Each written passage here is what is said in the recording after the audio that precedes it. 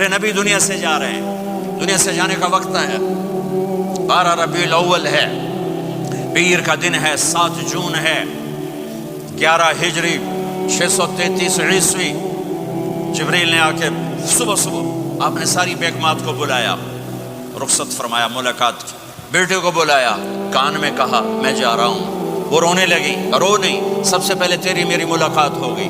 6 ماہ بعد بیٹی بھی پہنچ گئی باپ کے پاس۔ پھر داماد کو بلایا، ان کو ان کا سر اپنی گود میں رکھا، کمر پہ ہاتھ پھیرا، دعا دی، رخصت فرمایا۔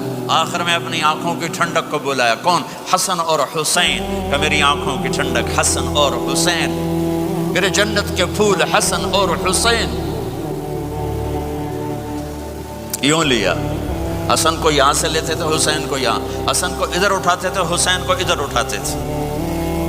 حسن سر سے لے کر کمر تک پورے اپنے نانا کے مشابہ تھے، کمر سے پاؤں تک اپنے باپ کے مشابہ تھے۔ حسین اس کا الٹ تھے، سر سے لے کر کمر تک اپنے باپ کے مشابہ تھے، کمر سے لے کر پاؤں تک اپنے نانا کے مشابہ تھے۔ اس مشابہت کی وجہ سے آپ کہا کرتے تھے حسن میرا بیٹا ہے، حسین علی کا بیٹا ہے۔ آخر میں ان کو بلا کر یوں لیا، اور ساتھ ہی آنسو ٹپ ٹپ ٹپ ٹپ ٹپ ٹپ۔ بیویوں کو جدا کیا، آنسو نہیں، بیٹی کو جدا کیا، آنسو نہیں، داماد کو جدا کیا، آنسو نہیں، جب بچوں کو جدا کرنے لگے تو یوں آنسو۔ ایک کو زہر میں تڑپتے دیکھا، ایک کا کٹا سر نیزے پہ چڑھتے دیکھا تو آنسو رک نہیں سکے، دعا نہیں کی، ہاتھ نہیں اٹھائے، اللہ کی تقدیر کے سپرد کر دیا، اولاد کو ذبح ہونے کے لیے تیار کر لیا کہ کل میری امت اولاد کے پیچھے جھوٹ نہ بولے، رشوت نہ لے، حرام کاروبار نہ چلائے، دھوکہ نہ دے، فراڈ نہ کرے، بچوں کو کہاں سے کھلائیں، بچوں کو کہاں سے پلائیں، کہ یہ میرا حسین کا سر کٹ کے نیزے پر چڑھا ہوا ہے۔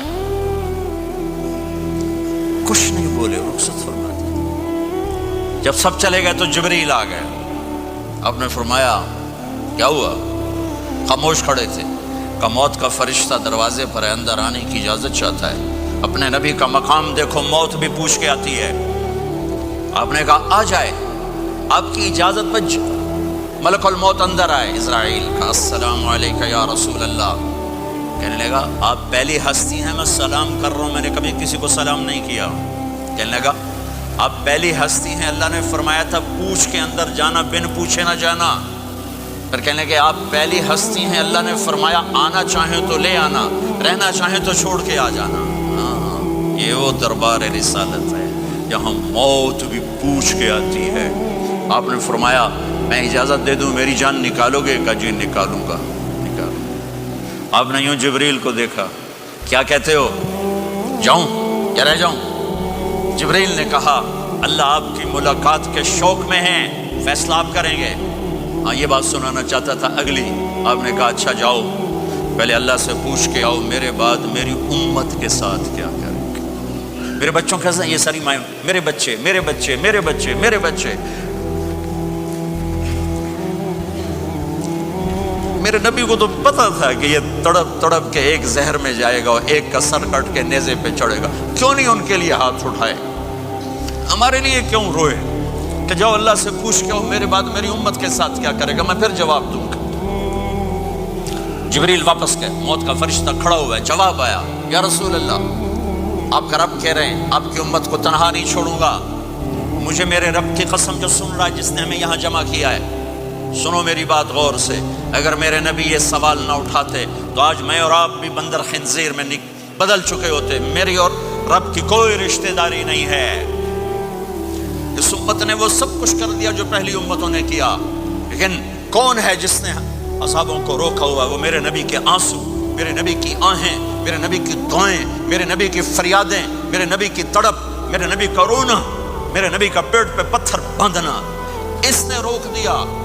کوئی نبی جاتے ہوئے امت کے لیے نہیں رویا، واحد نبی ہیں جو جاتے ہوئے امت کے لیے روئے، میری امت میری امت میری امت۔ کوئی رابعہ بصری بعد میں آئیں گی، کوئی جنید بغدادی بعد میں آئیں گے، باغی بغاوت، اور پھر وہ روئیں اور پھر وہ تڑپیں اور پھر وہ دعائیں کریں، پھر وہ کہیں یا اللہ میری امت میری امت میری امت۔